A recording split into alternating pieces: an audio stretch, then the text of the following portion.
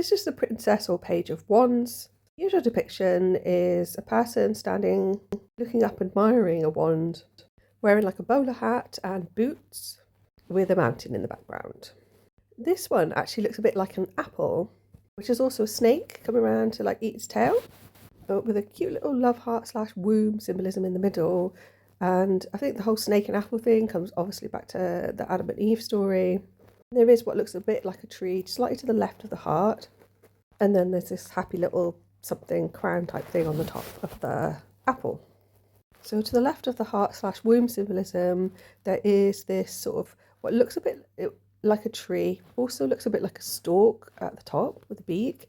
To the bottom of the bottom of the branch or vine, the very bottom, there's letters that look like TV. So obviously TV is something that we watch. I've mentioned many times T being the feminine and V perhaps representing the vagina. And the symbol beneath it, that looks a little bit like an anchor, sort of like in pink. But actually an upturned sort of umbrella type image. This isn't joined together at the top, but that would be the hieroglyph for a womb. I just love going on about wombs, don't I? So at the top there's this like happy little red bird with its wings outstretched that ends up looking a bit like a crown on top of this apple. There looks like this sort of green figure sort of lying down inside this part of the apple, and there's some couple of the symbols below that, and one that looks a bit like a snake or waves off to the left.